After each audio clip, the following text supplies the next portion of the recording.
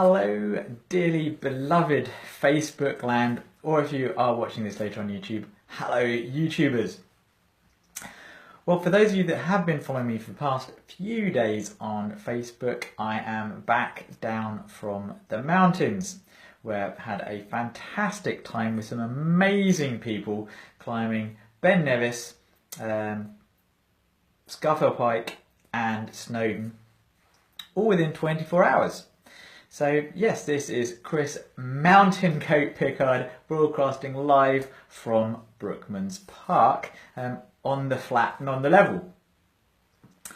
So this is why the title of today's sermon is Burn Fat Like a Mountain Goat, because when I went up Ben Nevis, I pretty much hopped and skipped all the way down, and then I shot up Scafell Pike and got down very quickly, and then Snowdon, I was up there quick.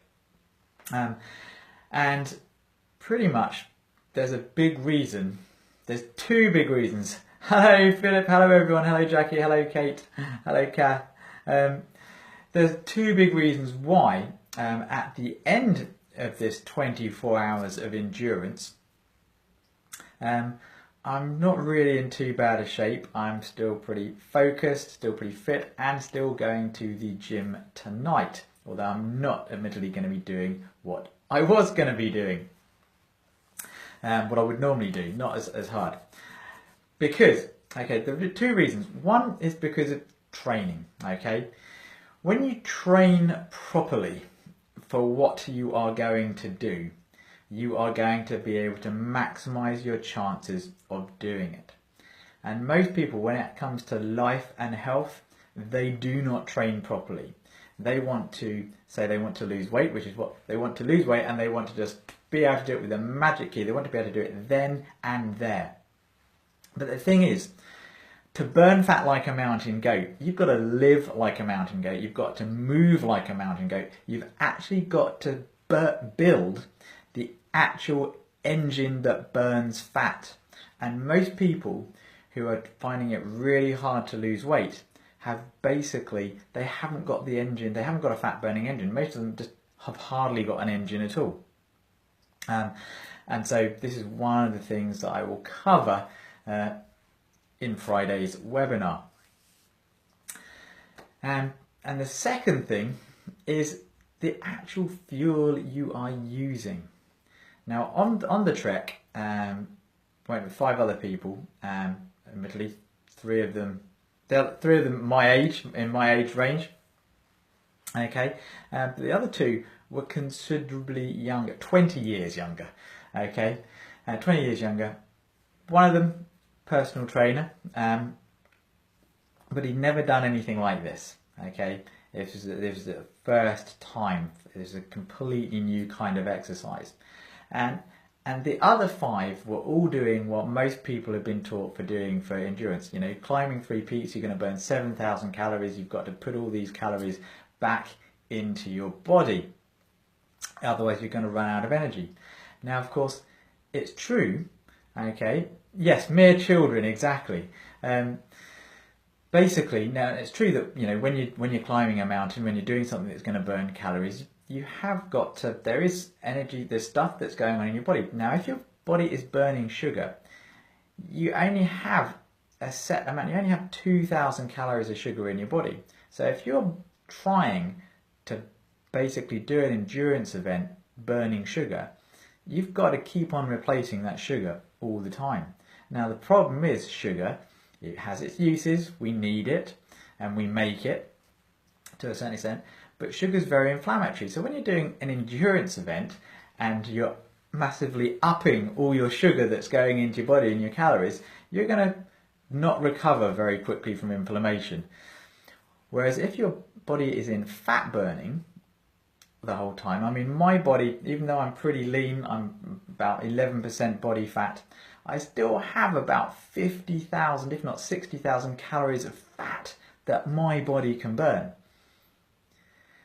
But the trouble is most people's bodies are just not used to going from sugar straight into fat. You have to train for this as well. But there are shortcuts, and there's a secret there's a secret way of getting into burning fats that I will reveal on Friday. So my body was basically in fat burning mode pretty much the whole time. So that meant that I didn't really run out of energy. I ate a fraction of what everyone else was. In fact, I had stuff left over. So that meant when I came down from the top of the mountain, I didn't have to eat because I'd also prepared to actually eat at the top of the mountain, or rather drink at the top of the mountain. So when I came down, I had more energy, more focus, I was clearer, I was ready to go and do stuff. And it also meant that I wasn't nearly as inflamed. So basically I was bounding down the mountain, walking, and I can still walk today and move around. You know, a few minor little aches here and there, but nothing that's going to stop me getting up and doing more, okay? Because it's all about getting into what's called ketosis. And for a lot of people who are overweight, ketosis, getting into ketosis is one of the keys for actually really getting the results you want. But after you've got the thing, for instance, for myself, I now came out of ketosis. And basically yesterday I ate about 4 or 5 meals. I ate masses and masses and masses and masses. And now my body, now I've come out of ketosis, quite perversely, now I've eaten a huge amount, my body's going to go, fantastic, we've got all this energy, let's burn it. So I'm expecting, tomorrow, I'm expecting tomorrow that I'm probably going to weigh less than I did directly after the mountains. So we'll find out. Okay, so Friday, so Donna Clark, looking forward to Friday. Can I register? I put the link up on Facebook. I'm going to email it out and I will put it on this Facebook post as well in a couple of minutes. Okay, so I promise, okay, that on Friday I'm going to be going through secrets. I'm going to be going through so much stuff about weight loss. I'm going to give you the most complete weight loss solution that you have ever heard.